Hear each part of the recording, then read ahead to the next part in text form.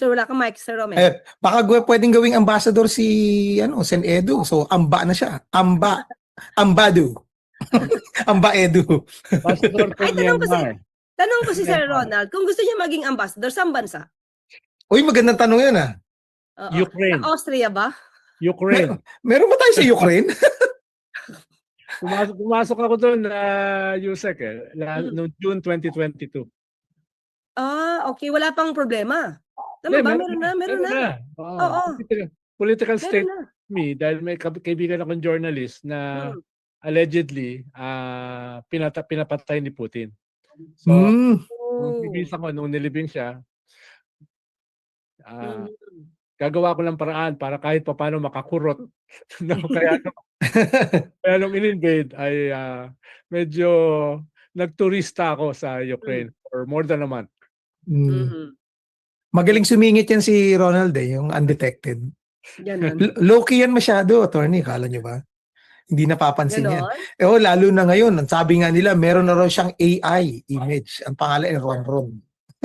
Oo, di ba? Si Ronron. Nandiyan si Ronron ngayon dala ni, ayan, AI. Di ba? Ang kit-kit ni Ronron. Absent ako, siya na yung lalabas. First time ko kasi na natutunan itong ChatGPT last Christmas lang Tinuro sa akin ni Randy David, yung mentor ko since the 80s. Tinuruan niya ako paano gumamit ng ChatGPT. At saka yung kanyang anak, si Cara David. App siya, sir? App?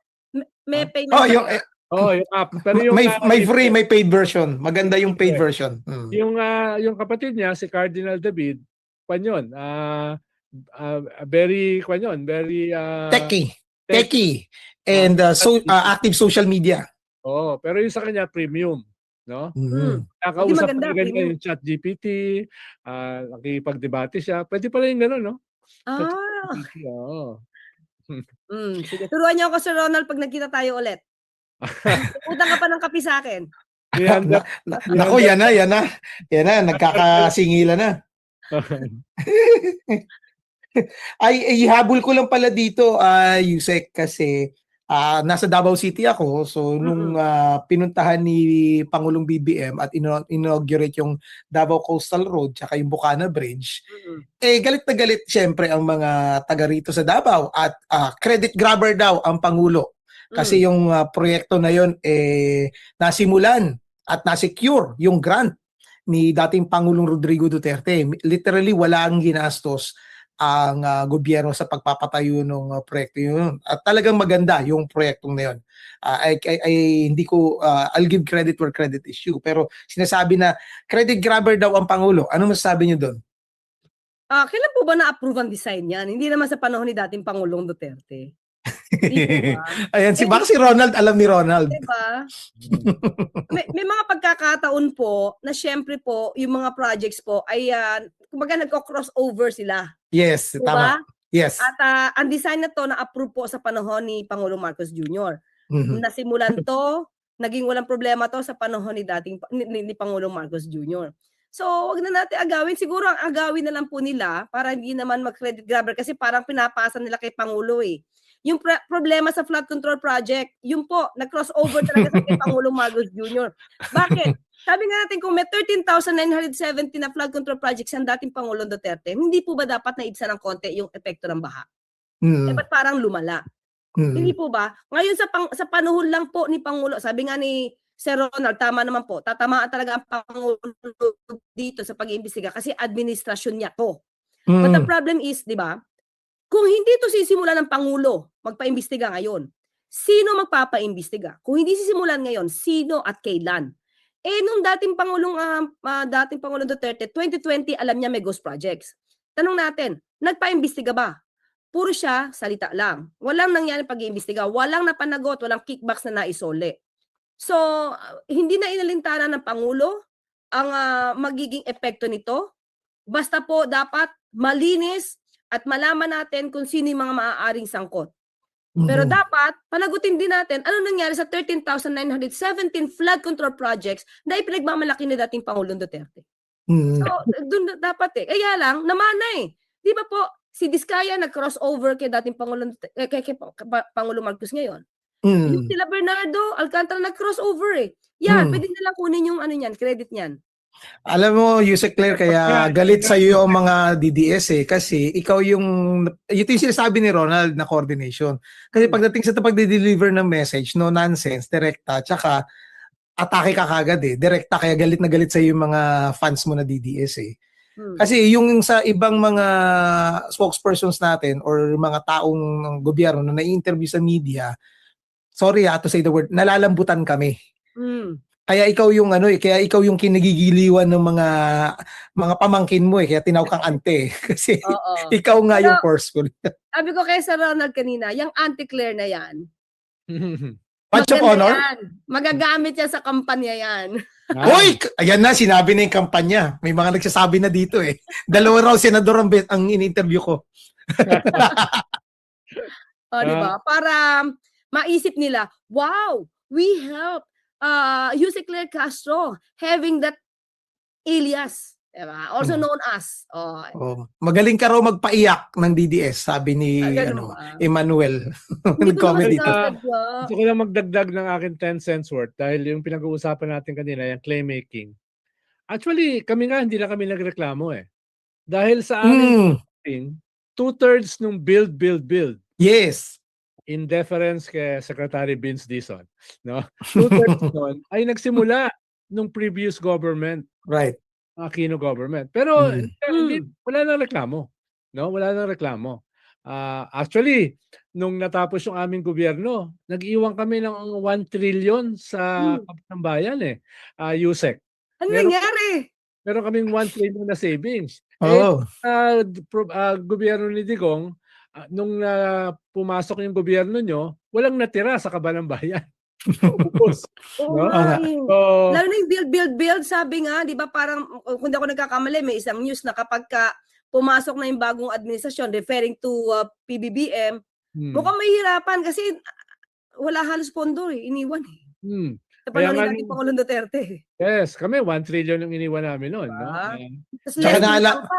Tsaka naalala ko yun, Ronald, sa fiscal conservative si Pinoy Yeah. May nagsasabi sa kanya, doblehin natin ang benefits ng mga seniors. Sabi niya, paano yung kwan? Paano yung sustainability? Et cetera. May ganong klaseng tension even within the Aquino government dahil yung iba, para maging popular ang gobyerno, gasusin na natin lahat. Ang ginawa ni Digong para ma-appease o ma-please yung military, in-replay yung mga benefits saka yung mga sahod na ngayon nagkaroon ng fiscal impact, no? Create siya ng problema sa ating fiscal side, no? Kaya nung bumalat ako noon kay Secretary Mark Villar na kiniklaim na mga projects na simulan ay all build, napagalitan pa nga ako ni Pinoy pabayaan mo na yan. Tamo, no? Tumahimik na ako. Pero we know for a fact, no, na at least 2/3 ng build ay nagsimula sa previous government. Yeah. Tsaka ilang beses na fact check yan, Ronald. Tsaka sa last zona ni Pinoy, binanggit niya yun Sabi niya, napakaswerte ng susunod na administrasyon. Sino man yun, kasi ito yung mamanahin nila. Kaya hindi ko nakakalimutan yun. Kaya nung biglang sinabi bill, nung tinignan ko listan, teka, ito rin yung dati Unfortunately nga, yun lang isang comment ko rin. Unfortunately kasi, dahil nga fake news, fake news yung ginamit nila, inangkin nila, dahil sobrang bait ni Pinoy, ayaw niyang kinokompronta yon, tuloy, ito na yung naging reality. Kaya akala ng mga tao, ito yung totoo. I think this is what we need to do. We have to confront yung fake news. I-challenge kagad yung narrative nila. Kasi hinayaan sila kaya naging ganyan, kaya naging tapang-tapangan. Yun yung sinasabi mo, Atty. Claire kanina. Mga tao na nakakuha lang ng cellphone, nasa loob ng kanilang banyo, meron political opinion. Lahat naman tayo political animal. May political opinion tayo. Pero ang tanong, sino dapat natin pakinggan? Kaya tuloy, ang algorithm ang nagiging gauge or ang nagiging referee on what is truthful and what is fact. Kaya tuloy, namamadi na yung political discourse natin sa Pilipinas. May tatanong ako kasi, Ronald, kasi ako naman din ay Pinoy Okay? Sir, ito medyo matagal ng issue to, pero gusto ko lang malaman. Kasi, hindi ba regarding sa Mamasapan, no? Medyo na Hmm. medyo tinamaan si Pinoy sa Mamasapan, no? Mm. At tandaan natin, si Pinoy, hindi siya yung nag-implement niya. Siyempre, siya, kung may inutos siya diyan, siya being the president. Ano yung difference nito, ha? Kasi sinabi, itong Mamasapan versus EJK tayo, ha? Gusto ko lang makuha yung ano mo, ang iyong point of view dito. Ang sabi ni Mayor Magalong, kailangan maging liable si Pinoy, right? Kahit noong 2019 pa, pinapa-hold niya liable si Pinoy, being the president. Diba? Pero, nung tinanong siya about EJK, ang sabi ni Mayor Magalong, mukhang walang responsibilidad dyan si dating Pangulong Duterte because that is just a strategic guidance. At the president is the what. At yung implementer the how. So, ano sa tingin niyo yung naging difference ng findings niya when it comes to Pinoy and to dating Pangulong Duterte? Si Pinoy nga, terorista pa yung kalaban eh. At least merong may pagbabasihan. Right. Pero kay dating Pangulong Duterte, wala pa nga judgment ito, may death penalty na eh. Wala nga tayong death penalty. So, anong nakita, total kaibigan niyo naman siguro yun. Anong nakita sa strategic guidance patungkol sa EJK na walang liability si dating Pangulong Duterte? Pero pagdating kay Pinoy, may liable siya for the Mamasapan. No? Well, nung kasama sa investigating body si General Magalong, ang nag-appoint naman sa kanya presidente rin eh. Yung committee na yan, no? Actually, dalawang report yan eh. Yung original na mas very sharp, no? At saka yung final na mas subdued na, no?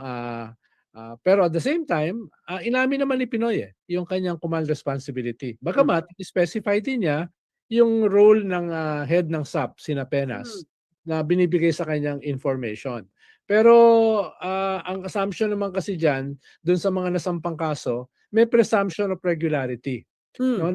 Ganyan mga may utos yung presidente, no? Pwedeng yung project o yung operation ay mabigo, pwedeng hindi, no? Ginawa niya yan bilang isang presidente with the limited information na meron siya. Pero siyempre, yung impact niyan ay siya yung kokwan. Sa kanya tatama. No? Kaya nga, siguro kung hindi nangyari yung Mamasapano, mas mataas pa sa positive 40 yung kanyang approval rating nung natapos yung kanyang term. No? Pero dahil nga sa Mamasapano ay bumaba siya sa positive 40 nung matapos yung kanyang termino. No? Pero hindi naman siya ganun ka-bitter, no? Diyan, no? In relation kay Mayor Magalong, no? Siyempre si Mayor Magalong ay naging miyembro ng Duterte government. Kasama siya dun sa sa Oversight Committee head siya ng Tokhang. No, hindi ko alam yung retired na yata siya as CIDG. Paano dati at the time hindi pa po. I think active pa siya noon. Basta nung panahon After namin head siya ng CIDG, no? Pero nung panahon ni Digong, na-appoint siya dyan sa COVID, di ba? Kasama niya si Vince Tison. Silang dalawa 'yon, ang lead sa COVID. Kaya yata yung yung sa vaccination. Sa SAR. Tracking SAR. Tracking czar. Siya yung SAR. At inamin din niya na nagkulang siya.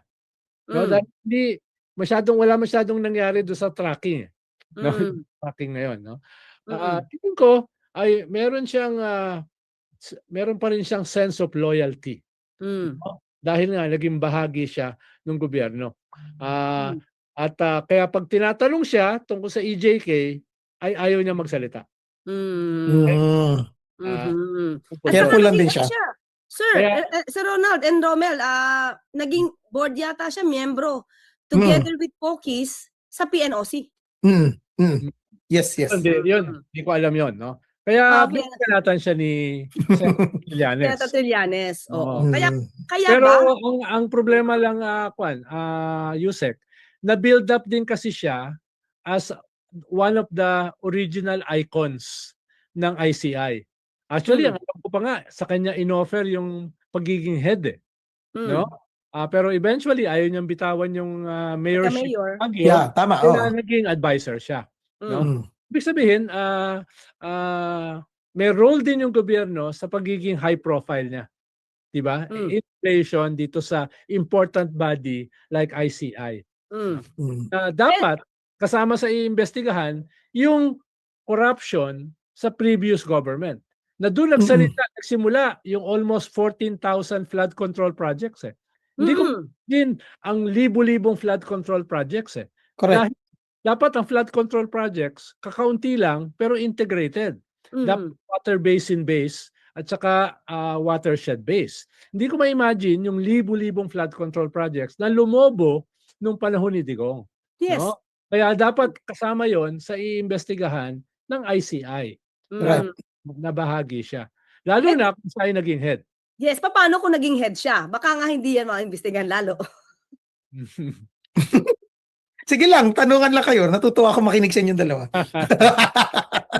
Yun, no? Tinatingin ko lang kasi sabi niyo may loyalty siya sa Duterte. Never niya na-mention ang mga Duterte, even sa Rockneting. So, paano kung maging head siya? Di ba yung ang bintang sa kanya ng iba eh. Baka may i-cover up ka, especially Dutertes. So, yun ang magiging problema dun. Lalo na, very, very public itong rocknetting scandal dito sa Baguio. Times 4. No? Times 4 yung presyo. No? Kaya, ayun, siguro doon siya vulnerable, no, in terms of perception. No? Yun lang. Kasi merong may experience si Sir Ronald sa panahon ni Pinoy. Na, diba, para kasi magkaiba yung opinion ni Mayor Magalong when it comes to strategic guidance lang ng Pangulo. Magkaiba eh. May pahabol dito eh dahil nga may mga nagsasabi, 'di ba, Yusek Claire, na dapat ibalik ang death penalty lalong-lalo na sa mga corrupt. Meron ba nabanggit ang Pangulo tungkol sa death penalty? Wala po. Wala po. Sa akin, ako as a lawyer, pagka alam niyo po, kapag kaka-graduate mo pa lang sa law, iisipin mo talaga okay ang death penalty. Pero once na nandun ka na sa loob at nakikita mo na yung maaari maging sitwasyon, pwede po may mabiktima ng death penalty na inosente. So, yun yung po nakakatakot. At maaari po, Sir Ronald? Yan, parusa kasi na death penalty is final. It means dapat perfect yung judicial system mo. Yes. Yung Tama. judicial system is so imperfect. Right. So, kung nagkamali ka, final yung parusa eh. No? At, dapat almost perfect yung judicial system para suportahan mo ang death penalty na very final. Di mo na mababawi. Correct. Walang reversal. And ang dami kong, hindi ako abogado pero ang dami kong alam na horror stories eh sa ating judicial system, no? Muntik na ako maging abogado dahil ang journalism ay pre-law dapat sa akin eh. So, dahil nga iba yung panahon na yon, martial law yon, so naisipan ko na mag-organize na lang, no? Magtumuloy sa lawyering, no? Kaya kung sakali ay baka nagtatalo kami ngayon ni Nilo Divina. Wow. Dapat justice ka na. Yan si Lolo Bear. Di ba? Hindi na senador. Hindi senador pero justice, di ba? Justice. Dali, muntik din ako maging PMA. Dahil tama. Yan niya. Ako sa exam sa PMA ka, general ka na.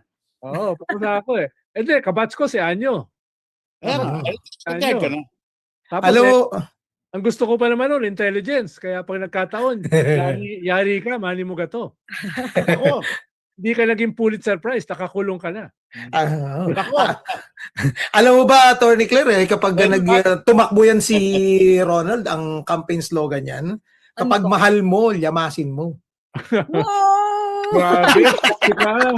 Grabe ka, no? Pag mahal mo, akbayan mo. Ayun, sumingit yan. Apelido kasi yung Llamas.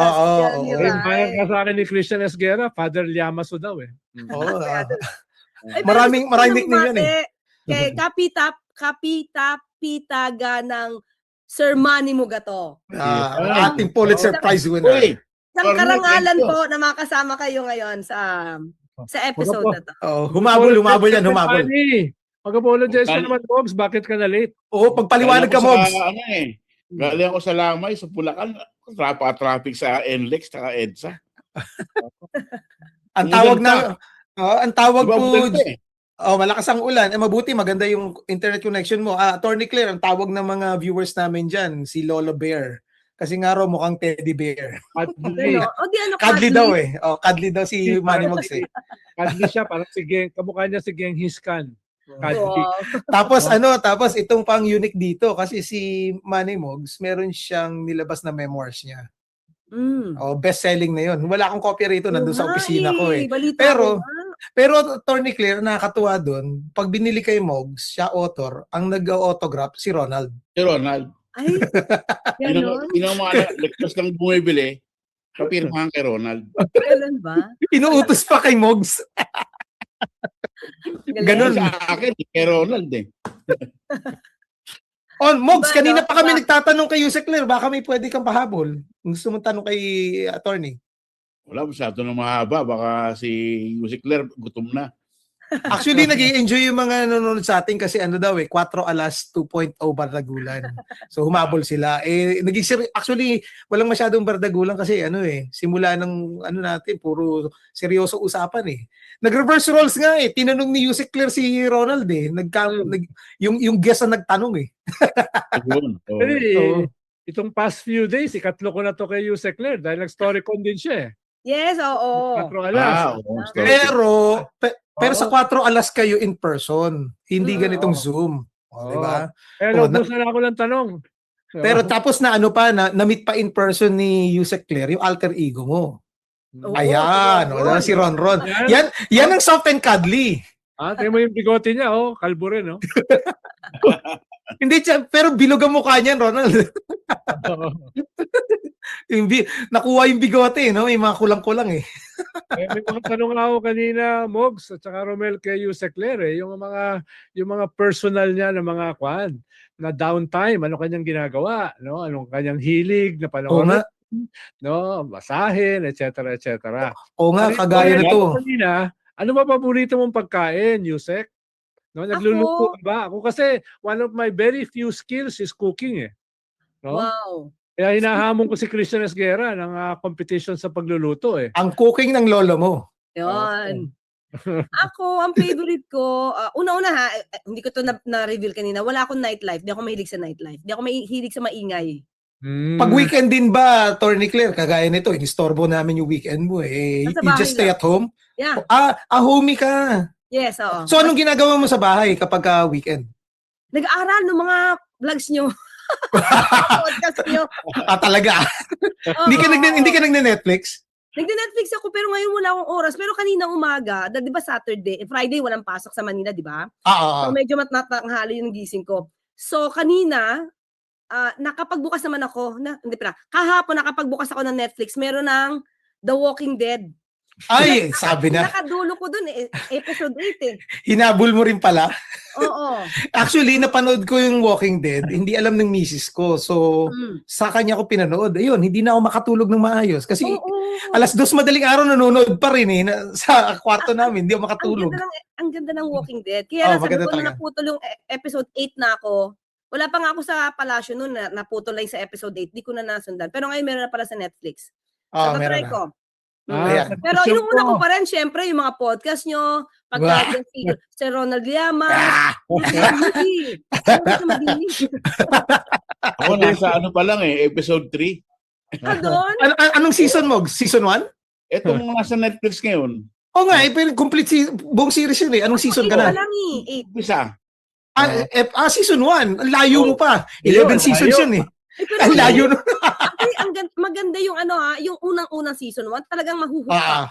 Totoo yan. Ang ganda talaga. Itong season 8 titignan ko pa rin. Pero yung season 1, 2, basta yung mga unang parts ng season, ay grabe. Talagang wow. Yung The Ronald, Diplomat pa, Yusek, napapanood nyo? The Diplomat. The Diplomat sa Netflix. Ayun, maganda rin yun. Maganda rin yun. Ganda. Ayun, maganda rin yun. Tama, maganda rin yun. Diplomat, Ronald, Ako Hindi po ako episode lang bili ng libro. Di ko rin nababasa lahat kasi nakatutok na po ako sa mga ano nyo eh. Yes. Yung magandang panoorin nyo, Yusek, yung West Wing. Kompleto ako nun eh. Oo nga daw. Oo, sige po, Ngayon, hanapin. kompleto. Netflix din po ba yan? Wala sa Netflix din. CD. Sa CD? Kaya muntik ako matanggal. Muntik ako matanggal. Kompleto Kaya ako. na naman tayo, CD na naman DVD, tayo. DVD. Yung DVD. Yung wrestling. Oo. Hindi, pero Ronald, libro ngayon na Mogs tsaka Rommel, Yusek. Yung libro ni Stephanopoulos. Yung George Stephanopoulos.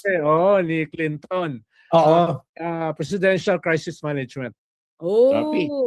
Yung karanasan niya sa crisis Copy si management. Ronald. So, bibili ako niyan. Sir, pakitext mo naman sa akin yung ano. Yeah. Hindi niyo pa tinetext yung number Ay, sige, niyo. mamaya po, iano ko. Hiningi ko po yung mga numbers nila. Sabi ko, sa akin, kay Sir Herman, I'm watching.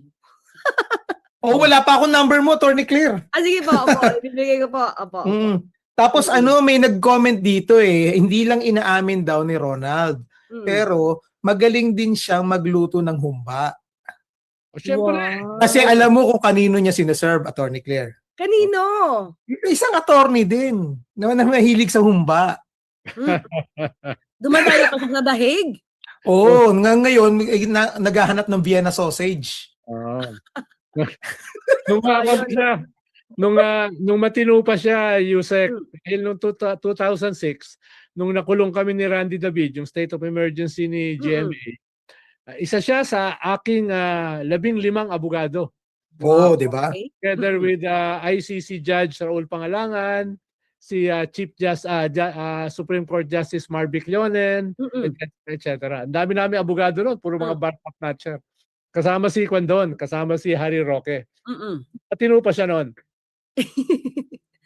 So, pinagluluto niyo ng humba? Hindi. So, deny po Bigyan nag-deny. Nag-apply nga sa akin. Nang alin?